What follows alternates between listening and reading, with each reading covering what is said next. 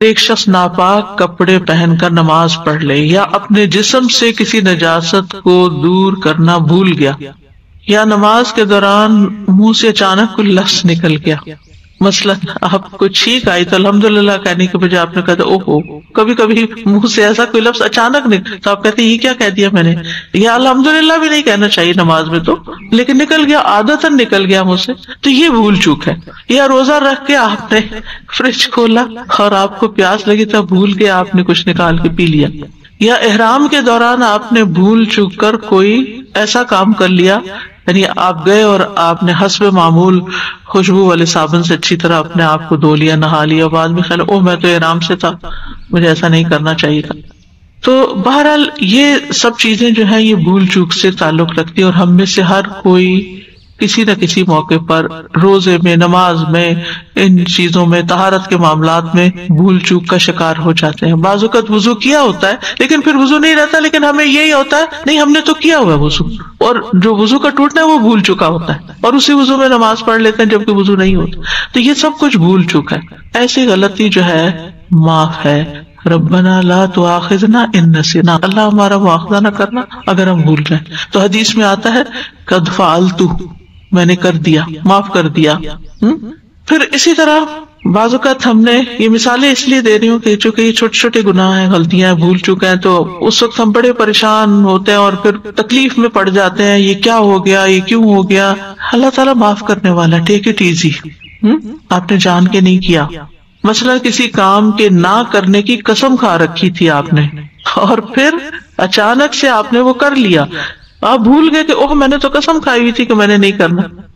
اسی طرح غلطی سے آپ نے کسی کا کوئی نقصان کر دیا، آپ سے کسی کا برتن ٹوٹ گیا، حالانکہ آپ کا کوئی ارادہ نہیں تھا توڑنے کا، ٹوٹ گیا، اب اس سے آپ کو گناہ نہیں ہوگا، اگرچہ غلطی ہے۔ ہاں اگر آپ بہت ہی کیئر لیس تھے اور آپ کہتے کیا فرق پڑتا ہے ٹوٹ جائے، وہ پھر اور چیز ہے، وہ معاملہ الگ ہے، لیکن جنرلی انسان جب بھول جاتا ہے تو اس پر اس کی پکڑ نہیں ہے۔ اسی طرح آپ دیکھیے کہ مثلا وضو کرنے سے پہلے آپ بسم اللہ بھول گئے، واش روم جانے سے پہلے آپ دعا پڑھنا بھول گئے، تو یہ چیزیں ہوتی رہتی ہیں نا، ہم سب کے ساتھ ہوتی رہتی ہیں۔ کچھ فرائض ہوتے ہیں، واجبات ہوتے ہیں، کچھ سنتیں ہوتی ہیں، کچھ مستحبات ہوتے ہیں، تو بعض اوقات ہم چلے مستحبات اور سنتیں بھول بھی جائیں تو فرائض تو نہیں بھولنے نا۔ بعض اوقات نماز تک لوگ پڑھنا بھول جاتے، زندگی میں کبھی نہ کبھی آپ کے ساتھ بھی ایسا ہو چکا ہوگا، آپ کہتے اوہ، کبھی آپ اذکار کرنا بھول جاتے ہیں، تو یہ بھول ہمارے ساتھ لگی ہوئی ہے۔ انسانوں کا جو مادہ ہے اس کے اندر ہی نسیان موجود ہے۔ آدم علیہ السلام سے بھی بھول ہوئی تھی، بھول گئے تھے، حالانکہ رب نے ان کو بلا واسطہ ڈائریکٹ حکم دیا تھا۔ ہمیں تو پیغمبروں کے واسطے سے ملا ہے نا، یہ کرنا یہ نہیں کرنا، لیکن آدم علیہ السلام کو تو اللہ تعالیٰ نے خود فرمایا تھا وَلَا تَقْرَبَا هَٰذِهِ الشَّجَرَةَ فَتَكُونَا مِنَ الظَّالِمِينَ، لیکن پھر کیا ہوا، براہ راست لیا ہوا حکم بھی بھول گئے کہ اللہ تعالیٰ نے تو منع کیا تھا، شیطان کی باتوں میں آ گئے، تو ایسا ہوتا ہے۔ تو بہرحال نبی صلی اللہ علیہ وسلم نے بھی اس کی مزید وضاحت فرمائی ایک حدیث میں، بے شک اللہ نے میری امت سے غلطی، بھول اور جس چیز پر لوگوں کو مجبور کر دیا جائے اس سے درگزر کیا ہے۔ یعنی بعض اوقات آپ خود ایک کام بالکل نہیں کرنا چاہتے، بالکل نہیں کرنا، لیکن آپ کے اوپر ایسا دباؤ ہوتا ہے ہسبینڈ کی طرف سے یا والد کی طرف سے یا کسی اور کی طرف سے، ایسا دباؤ ہوتا ہے کہ اگر آپ ان کی بات نہ مانیں تو بہت بڑے کانسیکوینسز آپ پر آ سکتے ہیں۔ تو ایسی صورت میں استقراہ کے ساتھ انسان اگر کوئی چیز کر لیتا ہے تو اللہ سبحانہ وتعالیٰ نے اس کی معافی کا بھی وعدہ کیا ہے۔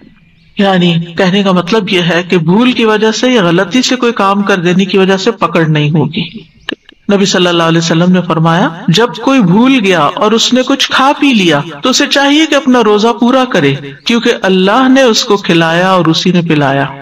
پھر اسی طرح یہ ہے کہ حجۃ الوداع کے موقع پر نبی صلی اللہ علیہ وسلم مینا میں تھے تاکہ لوگ آپ سے مسائل پوچھ سکیں۔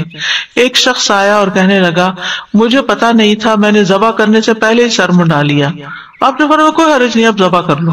ایک دوسرا آیا، کہا میں نے کنکریاں مارنے سے پہلے ہی قربانی کر لی، مجھے پتا نہیں تھا۔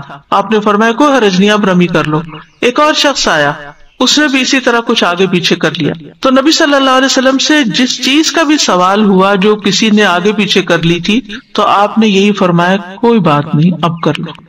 یہ ہے دین کا آسان ہونا. لا علمی کی بنا پر اگر کوئی چیز آگے پیچھے ہو گئی کوئی بات نہیں، ہاں جان بوجھ کے اور کوتاہی اور سستی کی وجہ سے وہ پھر اور بات ہے.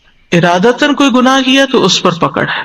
سورۃ الاحزاب میں آتا ہے وَلَيْسَ عَلَيْكُمْ جُنَاحٌ فِيمَا أَخْطَأْتُمْ بِهِ وَلَكِنْ مَا تَعَمَّدَتْ قُلُوبُكُمْ، اور اس پر تم پر کوئی گناہ نہیں جس میں تم نے خطا کی، اور لیکن جو تمہارے دلوں نے ارادہ کیا یعنی اس پر پکڑ ہے.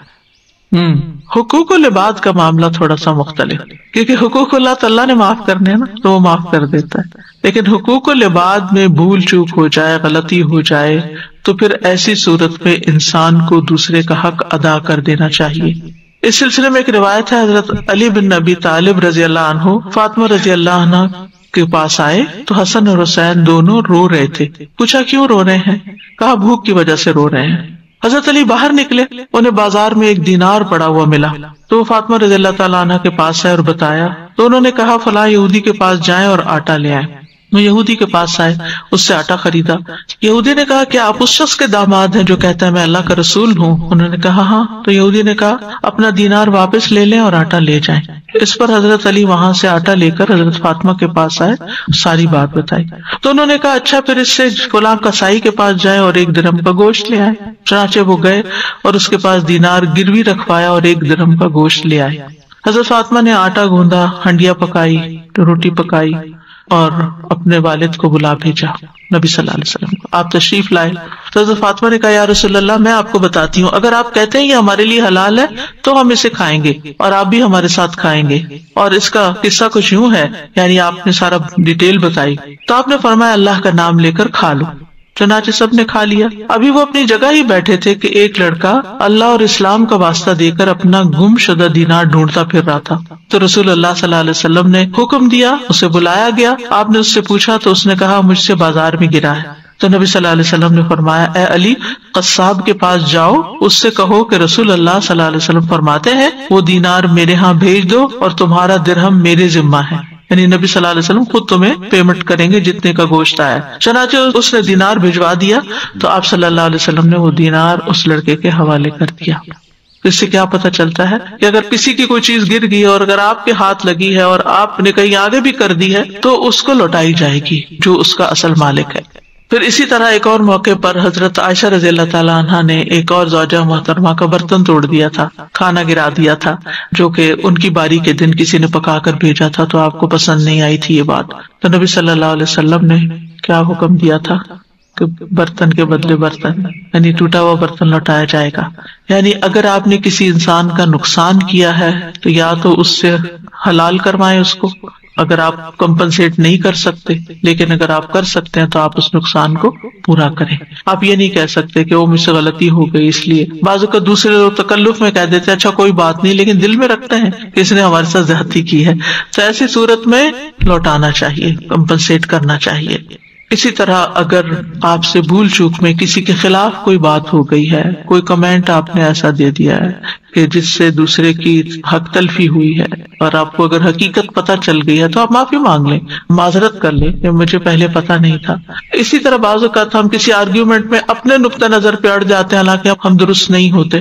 ایسی صورت میں جب ہمیں صحیح علم ہو جائے تو ہمیں رجوع کر لینا چاہیے. اسی طرح ہم اگر دین کے معاملے میں کسی ایک طریقے پر عمل کر رہے ہیں لیکن اس سے بہتر طریقہ معلوم ہوا ہے تو بہتر کو اختیار کر لیا جائے اور اپنی لا علمی کی وجہ سے جو کم درجے کی چیز ہے اس پر اصرار نہ کیا جائے. پھر فرمایا ربنا ولا تحمل علینا اصرا کما حملته علی الذین من قبلنا. اے ہمارے رب، یہاں پھر ربنا کی تکرار ہے کیونکہ بابرکت نام ہے اور اللہ سبحانہ تعالیٰ کی مہربانی طلب کرنا ہے، اس لیے ربنا ایک قریب کا صیغہ استعمال کیا گیا ہے. ولا تحمل علینا اصرا، ہم پر کوئی بوجھ نہ ڈالنا. اسر بوجھل اور بھاری چیز کو کہتے ہیں. یہاں مراد ہے شرعی تکالیف اور ذمہ داریاں، یعنی جو اللہ تعالیٰ نے ہم پر ذمہ داریاں ڈالی ہیں یا ہمیں کوئی احکامات دیے ہیں. کما حملتہ علی الذین من قبلنا، جیسا کہ آپ نے ان لوگوں پر وہ ذمہ داریاں ڈالی تھی جو ہم سے پہلے تھے، پچھلی اقوام پر، یعنی اشارہ ہے یہود و نصارہ کی طرف. آپ کو معلوم ہے کہ جب بنی اسرائیل نے بچڑے کی عبادت کی تھی تو ان کو توبہ کرنے کے لیے کہا گیا تھا، لیکن توبہ کی شرائط میں سے کیا تھا؟ ایک دوسرے کو قتل کرنا۔ کتنا مشکل کام تھا، اگر عملی طور پہ آپ دیکھیں تو یہ کچھ آسان نہیں تھا۔ یعنی تمہارا یہ شرک معاف ہو جائے گا ہاں اگر تم یہ ساتھ کرو۔ ہمارے لیے توبہ کی شرائط میں سے ایسا کچھ نہیں ہے، آسان شرائط ہیں۔